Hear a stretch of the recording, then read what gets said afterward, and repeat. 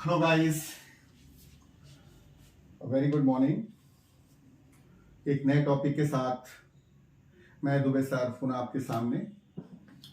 The today's topic is organic compounds. Basically class 10 CBSE में carbon and its compound chapter को हम लोगों ने पिछली टॉपिक में स्टार्ट किया था, और पिछले टॉपिक में मैंने आपको बताया था कि why carbon is so important in chemistry and what properties of carbon make it so useful in the formation of so many compounds. उसी को आगे बढ़ाते हुए हम चलते हैं नए टॉपिक की तरफ, और ये है organic compound. Basically organic compounds chemistry के अंदर एक बहुत ही इंपॉर्टेंट रोल प्ले करते हैं, क्योंकि दो ही तरीके के कंपाउंड्स सबसे ज़्यादा या तो जो मिनरल्स को कंटेन करते हैं इनऑर्गेनिक कंपाउंड्स, और दूसरे जो ऑर्गेनिक कंपाउंड्स। इन्हीं के बिहाफ पर आगे फर्दर हम केमिस्ट्री को दो अलग अलग ब्रांचेस में पढ़ते हैं। And the first branch is inorganic chemistry and the second one is organic chemistry. तो सबसे पहले हम समझ लें, इनऑर्गेनिक कंपाउंड्स का मतलब होता है वो कंपाउंड्स जो मिनरल्स को कंटेन करते हैं, those compound which composed of minerals, ठीक है। और दूसरा होता है ऑर्गेनिक कंपाउंड्स। ऑर्गेनिक कंपाउंड्स को लेकर के दो अलग अलग तरीके की डेफिनेशंस हमको देखने को मिलती हैं। एक डेफिनेशन जो बहुत समय पहले आई थी, ठीक है, जिसके according organic compounds are those compounds which are obtained from the living things. यानी कि ऑर्गेनिक कंपाउंड्स वो कंपाउंड है जो हमें लिविंग थिंग्स से मिलते हैं, उनको हम क्या बोलते हैं? ऑर्गेनिक कंपाउंड्स बोलते हैं। बहुत शुरुआत में हम पाते भी हैं कि ऑर्गेनिक कंपाउंड्स को जनरली लिविंग थिंग से ही ऑब्टेन किया जाता था, उनको सिंथेसाइज करके ही उनको हमको मिल जाता था। जैसे कि जितने भी आपके ऑयल्स थे, चाहे वो ऑयल्स हो, वेजिटेबल घी हो, ठीक है, ये सारे के सारे कंपाउंड्स, या फॉर्मिक एसिड्स हो, ऑक्जेलिक एसिड्स हो, ठीक है, उनको लेकर के बहुत सारे कंपाउंड्स इस तरीके से बनते थे जो हमें जनरली हम, या फिर एल्कोहल हो, ठीक है, या विनेगर हो, ये सारे कंपाउंड्स वो थे जिन्हें हम ऑर्गेनिक चीजों से ऑब्टेन करते थे। उसके बाद में फिर अर्ली 19s में हम पाते हैं कि एक वोलर नाम के साइंटिस्ट थे जिन्होंने इस पर बहुत सारा काम किया, ठीक है। फ्रेडरिक वोलर और वर्जीलियस, इन दो लोगों ने इसके ऊपर बहुत सारा काम किया। And once he found that whenever ammonium cyanide is heated, it form a new compound, this is urea. और उसने पाया कि जब वो अमोनियम साइनाइड को गर्म कर रहा था तो फिर उसको एक नया कंपाउंड मिला, urea. And further when he studies the properties of urea, he found that urea is a organic compound which is obtained from the urine, जो कि यूरिन में भी कंटेन्स करता है। तो एक बहुत ही सरप्राइजिंग फैक्ट निकल के आया कि organic compounds can be obtained और synthesised in the laboratory too. यानी कि ऑर्गेनिक कंपाउंड्स को हम लेबोरेटरी में सिंथेसाइज कर सकते हैं। But before this it was believed that we cannot synthesize organic compound in laboratory। यहां से एक नई थ्योरी का जन्म होता है जिसको बोलते हैं वाइटल फोर्स थ्योरी। क्या बोलते हैं? Vital force theory. And vital force मतलब mysterious force. So it was believed that the organic compound can be obtained or synthesized in the laboratory only with the help of some mysterious force or vital force. Otherwise it is not possible. इसका मतलब यह हुआ कि organic compounds केवल और केवल जादुई ताकत से बन सकते हैं, and this theory is known as vital force theory. फिर दोबारा से एक बार समझ लेंगे सब लोग। Vital force theory state that organic compounds can be obtained or synthesized in the laboratory with the help of some vital force or mysterious force. So, उससे आगे चलते हैं। ये तो मैंने आपको थोड़ा सा समझाया कि ऑर्गेनिक कंपाउंड्स को पहले क्या कंसीडर करते थे, यानी कि ऑर्गेनिक कंपाउंड्स वो कंपाउंड्स जो लिविंग थिंग्स से हम ऑब्टेन करते हैं, उनको हम सारे को सारे ऑर्गेनिक कंपाउंड्स की कैटेगरी में रखते थे। लेकिन जैसे ही यूरिया डिस्कवर हुआ, उसके बाद में ये जो थिंकिंग थी, ओपिनियन थी, इसको टोटली चेंज माना गया और ये माना जाने लगा कि ऑर्गेनिक कंपाउंड्स भी लेबोरेटरी में बनाए जा सकते हैं। ठीक है, ओके। अब ऑर्गेनिक कंपाउंड्स को हम क्लास 10 सीबीएसई और आईसीएसई दोनों में एक बहुत ही मेजर पार्ट के रूप में पढ़ते हैं, और ऑर्गेनिक कंपाउंड्स को हम फर्दर दो पार्ट्स में डिवाइड करते हैं।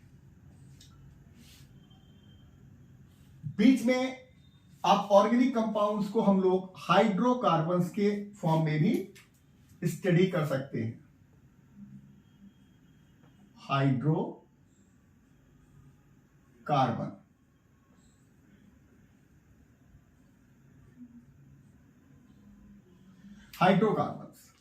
हाइड्रोकार्बन्स क्या होते हैं, यहीं से हमारा आज का टॉपिक स्टार्ट होता है। सो हाइड्रोकार्बन, जैसा कि आपने नाम से ही देखा हुआ है, इसके अंदर दो चीजें हैं, one is hydro and other is carbon. So simply you can say hydrocarbon are the compounds of hydrogen and carbon, यानी कि हाइड्रोकार्बन्स वो कंपाउंड है which mainly contains hydrogen and carbon, जिसके अंदर हाइड्रोजन होता है और कार्बन होता है एज अ मेजर कॉन्स्टिट्यूट। एक बहुत बड़े पार्ट के रूप में हमें क्या मिलता है, हाइड्रोजन और carbon, along with some other element like carbon, nitrogen and sulphur etcetera. इसमें दूसरे तत्व भी हो सकते हैं, दूसरे एलिमेंट्स भी हो सकते हैं, ऑक्सीजन के फॉर्म में, नाइट्रोजन के फॉर्म में, और एनी अदर क्लोरीन के फॉर्म में, क्लोराइड्स भी होते हैं हाइड्रोकार्बन्स में, तो वो होते हैं। लेकिन मेनली क्या है, they are the compounds of hydrogen and carbon and their derivatives. Derivatives का मतलब होता है जहां पर हाइड्रोकार्बन किसी दूसरे एलिमेंट के साथ में कंबाइन करता है, और sometime it form chlorides, sometime it forms iodides और नाइट्राइड्स और ऑक्साइड्स एक्सेट्रा।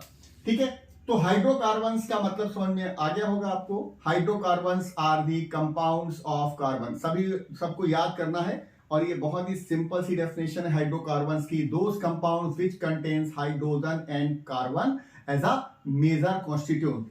ठीक है, वो कंपाउंड जो हाइड्रोजन और कार्बन एक बहुत बड़ी संख्या में, जिसके बहुत बड़ी मात्रा में जिनमें होता है, उनको हम क्या बोलते हैं, हाइड्रोकार्बन्स कह सकते हैं। Okay, now further we can classify hydrocarbon into two categories, and the one category first is saturated hydrocarbon, saturated, and the second one is unsaturated hydrocarbons. So दो चीजें, हाइड्रोकार्बन्स को हमने दो कैटेगरीज में डिवाइड किया, पहला सैचुरेटेड हाइड्रोकार्बन और दूसरा अनसैचुरेटेड हाइड्रोकार्बन्स। सैचुरेटेड हाइड्रोकार्बन्स क्या होते हैं, ठीक है, एक्चुअली जो सैचुरेटेड हाइड्रोकार्बन्स हैं, इनको एल्केन्स के नाम से भी जाना जाता है, they are also known as alkanes. ठीक है, saturated hydrocarbons are those hydrocarbons in which carbon atoms are joined together by single covalent bond.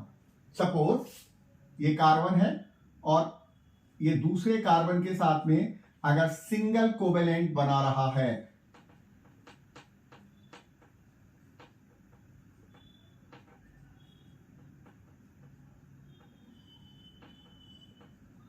तो आपने क्या देखा कि कार्बन के बीच में, दोनों कार्बन के बीच में कितना है, सिंगल कोवेलेंट बॉन्ड है. So this is the type of saturated hydrocarbons. So saturated hydrocarbons are those hydrocarbons in which two carbon atoms are joined together by single covalent bond, or two carbon atoms are held together by single covalent bond. ठीक है, यानी कि वो saturated hydrocarbon में कौन से का आते हैं, वो हाइड्रोकार्बन्स आते हैं जिनके अंदर कार्बन कार्बन के बीच में सिंगल कोवेलेंट बॉन्ड होता है. अब बात करते हैं इसको पहचानेंगे कैसे. तो अगर हम देखते हैं, इसका एक जनरल फार्मूला है CnH2n+2.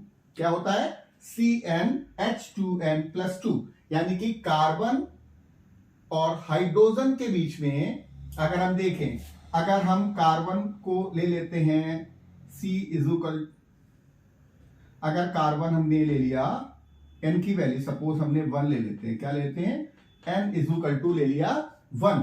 तो जैसे ही हम यहां पर रखते हैं C1H2 × 1 + 1, यानी कि CH4. ठीक है, अभी हमने ले लिया n = 2. कितना लिया, n = 2. तो यहां इसका मतलब हुआ कि जैसे ही हम n की जगह पर इस फार्मूले में C2H2 × 2 + 2, यानी कि C2H6.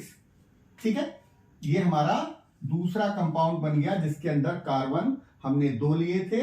तो हमेशा आप इसको पहचानेंगे कैसे, अगर कहीं पर कार्बन और हाइड्रोजन दिए हैं और उनके बीच में कार्बन से हाइड्रोजन 2 गुने से 2 ज्यादा होता है. कितना होता है, 2 टाइम्स से 2 ज्यादा. अगर कार्बन 1 होगा तो 1 का 2 गुना 2 + 2, यानी कि 2 और 2 4, यानी कि कार्बन और हाइड्रोजन के बीच में क्या रिलेशन निकल के आया कि हाइड्रोजन कार्बन का 2 गुने से 2 ज्यादा होता है. जैसे हम इस वाले में देखेंगे तो हमारे पास कार्बन कितना था, 2. कितना है कार्बन, 2. तो हाइड्रोजन कितना होगा, 2 से 2 का 2 गुना, यानी कि 4, और 4 में हम 2 और जोड़ेंगे, यानी कि 6. 1 2 3 4 5 6. तो आपने समझ लिया होगा कि कार्बन और हाइड्रोजन के बीच में रिलेशन क्या निकलता है कि कार्बन और हाइड्रोजन जो है वो इस तरीके से रिलेट किए हुए हैं कि जितना कार्बन होता है हाइड्रोजन उसके 2 गुने से 2 ज्यादा होता है. ठीक है, तो ये तो हो गया आपका एक पार्ट जिसको हम लोगों ने सैचुरेटेड हाइड्रोकार्बन्स के फॉर्म में पढ़ा. अभी हम कहेंगे व्हाट, पहला मेंबर कौन सा होगा, तो पहला मेंबर हमारा होता है methane. This is the first member of homologous series of saturated hydrocarbon. Homologous series क्या होता है, इसके बारे में हम अगले टॉपिक्स में डिस्कस करेंगे, और उसमें कई और भी नए टॉपिक्स होंगे. ठीक है, फंक्शनल ग्रुप होगा, एल्काइल ग्रुप होगा, होमोलोगस सीरीज होगा, और समवॉट अल्कोहल के बारे में भी हम लोग अगले टॉपिक में पढ़ेंगे. सो this is all about the hydrocarbons. ये पार्ट किस पे रिलेटेड है, हाइड्रोकार्बन्स क्या होते हैं. और हाइड्रोकार्बन में हमने बताया 2 कैटेगरीज होती हैं, सैचुरेटेड और अनसैचुरेटेड. सैचुरेटेड जिसको कि एल्केन के नाम से जाना जाता है, और एल्केन का जनरल फार्मूला होता है CnH2n+2, यानी कि कार्बन से हाइड्रोजन 2 गुने से 2 ज्यादा होता है. उसके बाद में पहला एल्केन, अगर आपसे पूछे नेम द फर्स्ट एल्केन, ठीक है, तो फर्स्ट एल्केन का मतलब होता है मीथेन. ठीक है, पहला यानी कि कार्बन जिसमें 1 होता है उसको मैथ से पढ़ते हैं, तो ये हो गया आपका मीथेन. नेमिंग कैसे करते हैं इसके लिए भी मैंने आपको एक वीडियो आएगा मेरा बहुत जल्दी, जिसमें IUPAC नेम किस तरीके से रखे जाते हैं, ठीक है, ऑर्गेनिक कंपाउंड्स के, उस पर हम लोग चर्चा करेंगे. ठीक है, सो आगे बढ़ते हैं.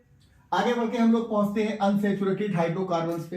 अनसैचुरेटेड हाइड्रोकार्बन का मतलब होता है those hydrocarbons in which carbon atoms are joined together with double और ट्रिपल कोवेलेंट बॉन्ड. जहां पर कार्बन और कार्बन के बीच में डबल बॉन्ड होता है या फिर ट्रिपल बॉन्ड होता है. मतलब कार्बन और कार्बन के बीच में या तो डबल बॉन्ड होगा, और कार्बन के बीच में या तो ट्रिपल बॉन्ड होगा. तो अगर कार्बन और कार्बन के बीच में डबल या ट्रिपल बॉन्ड होता है तो they are known as unsaturated hydrocarbons. अब यहां पे 2 चीजें निकल के आती हैं कि डबल बॉन्ड होगा तब क्या बोलेंगे उसको, ट्रिपल बॉन्ड होगा तब क्या बोलेंगे उसको। तो डबल बॉन्ड के लिए एक नया नाम है, दिस इज एल्कीन। इसका नाम क्या है, एल्कीन। लास्ट में E-N-E जुड़ेगा। अगर आपने देखें गौर से यहां पर A-N-E जुड़ा, अगर लास्ट में A-N-E आता है तो सैचुरेटेड हाइड्रोकार्बन यानी कि एल्केन हो गया, ठीक है। E-N-E आता है तो सैचुरेटेड हाइड्रोकार्बन यानी कि एल्कीन हो गया, अनसैचुरेटेड हो गया। और अगर बाई N-E आता है तो भी अनसैचुरेटेड हाइड्रोकार्बन ही रहेगा, ठीक है। अगर A-N-E आता है यानी कि सिंगल बॉन्ड, E-N-E आता है यानी कि डबल बॉन्ड, और बाई N-E आता है यानी कि ट्रिपल बॉन्ड। तो सिंपली हम नाम से ही पहचान सकते हैं कि इसमें कौन सा बॉन्ड होगा। अगर A-N-E आता है, A-N-E, एल्केन, ठीक है, एल्केन। एल्केन का मतलब लास्ट में आता है A-N-E। अगर A-N-E आ रहा है तो समझ लो कार्बन कार्बन के बीच में सिंगल बॉन्ड होगा। अगर आता है E-N-E यानी एल्कीन, एल्कीन अगर आता है तो जैसे हम E-N-E पढ़ते हैं लास्ट में कहीं लिखा हुआ तो हम समझ जाते हैं ये अनसैचुरेटेड हाइड्रोकार्बन है। अब अनसैचुरेटेड में भी कौन सा होगा, सेकेंड वाला यानी कि फर्स्ट वाला, सॉरी, जिसके बीच में डबल बॉन्ड होगा वो E-N-E पढ़ा जाएगा, और जिसके बीच में ट्रिपल बॉन्ड होगा उसको हम लोग बाई N-E पढ़ेंगे। यानी कि हम यहीं से बाई नेमिंग उसको देखते ही समझ सकते हैं कि हमारे पास जो दिया हुआ है वो सैचुरेटेड है या अनसैचुरेटेड है, ठीक है। अगर A-N-E है तो समझ लो सैचुरेटेड है, और अदरवाइज वो अनसैचुरेटेड हाइड्रोकार्बन्स की कैटेगरी में रखा जाएगा।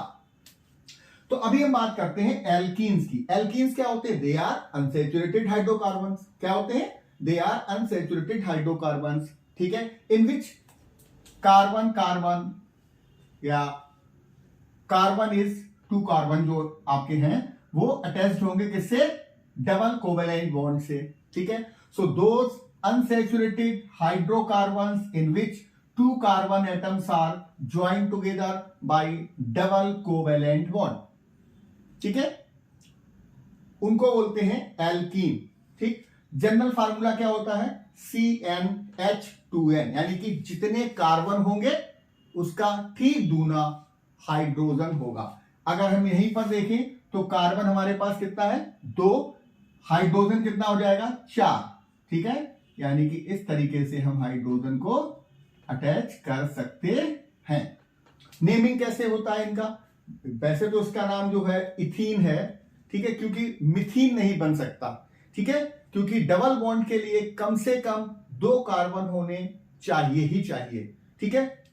सिंगल बॉन्ड तो एक सिंगल कार्बन है उसके चारों तरफ सिंगल बॉन्ड हम लगा सकते हैं, लेकिन अगर हमें डबल बॉन्ड लगाना है तो हमें जो बॉन्ड बनाना पड़ेगा, डबल बॉन्ड के लिए 2 इलेक्ट्रॉन शेयर करने पड़ेंगे, और 2 इलेक्ट्रॉन शेयर तभी हो सकते हैं जब कार्बन 2 हो। तो कम से कम 2 कार्बन होना अनसैचुरेटेड के लिए जरूरी है, यानी कि जो पहला मेंबर बनेगा उसमें भी कार्बन 1 नहीं होगा, कार्बन 2 होंगे, तब हम उसको फर्स्ट मेंबर बोलेंगे और इसका नाम देंगे कार्बन से इथीन। क्या नाम होगा इसका, इथीन। क्या होगा, इथीन। इथ माने 2, इन माने एल्कीन, यानी कि वो एल्कीन जिसमें 2 कार्बन एटम होंगे, ठीक है, उसको क्या बोलेंगे, इथीन बोलेंगे। तो जनरल फार्मूले के हिसाब से अब पहला ये हो गया। अब मान लिया हमने n की जगह 2 की जगह 3 ले लिया, n इज इक्वल टू हमने 3 किया तो C3H6 इस तरीके से बन जाएगा। तब कैसे बनाएंगे, कार्बन कार्बन कार्बन। अब डबल बॉन्ड एक ही जगह पर हो सकता है, ठीक है, अदरवाइज दूसरी जगह पर सिंगल बॉन्ड ही होगा, ठीक। तो हमने क्या किया, अब ये डबल 2 इधर चले गए हैं, यानी कि एक ही जुड़ेगा यहां पर हाइड्रोजन, ठीक है। उसके बाद में यहां पर 3 जुड़ सकते हैं क्योंकि एक गया है, एक हाइड्रोजन हाइड्रोजन हाइड्रोजन 4 हो गया, 3 1 4, ठीक। तो यहां पर कितना जुड़ सकता है, 5 और 1 6, ठीक है। इस तरीके से हम समझ सकते हैं कि एल्कीन किस तरीके से हम बनाते हैं। फर्स्ट एल्कीन जो होगा, अगर आपसे पूछा था नेम द सिंपलेस्ट एल्कीन, ये ICSE और CBSE में कई बार पूछा गया है, नेम द सिंपलेस्ट एल्कीन। तो सिंपलेस्ट एल्कीन क्या होता है, इथीन को हम लोग सिंपलेस्ट एल्कीन के फॉर्म में पढ़ते हैं। अब आज बात करते हैं हम लोग, इसको थोड़ा और आगे चलते हैं और यहां पर हम लोग नए टॉपिक, जो उसका नया पार्ट एक बचा हुआ है उसकी बात करते हैं। And this one is alkyne. Alkynes क्या होते हैं, they are also the type of unsaturated hydrocarbon, वो भी अनसैचुरेटेड हाइड्रोकार्बन ही है, लेकिन उनके अंदर क्या होता है, ट्रिपल बॉन्ड होता है दो कार्बन एटम्स के बीच में. So when A hydrocarbon contains triple bond between two carbon atoms, दो कार्बन एटम्स के बीच में अगर ट्रिपल बॉन्ड होगा तो हम क्या बोलेंगे इसको, एल्काइंस. क्या बोलेंगे, एल्काइंस. ठीक है, ओके. जनरल फार्मूले की बात करें तो general formula of alkyne is CnH2n-2, यानी कि एक पैटर्न देखने को मिलता है हमें एल्केन से एल्कीन तक और फिर उसके बाद में एल्काइंस तक. सबसे पहले एल्केन की बात करें, यहां पर कार्बन हाइड्रोजन कार्बन के 2 होने से 2 ज्यादा है. एल्कीन की बात करें एग्जैक्टली दूना है.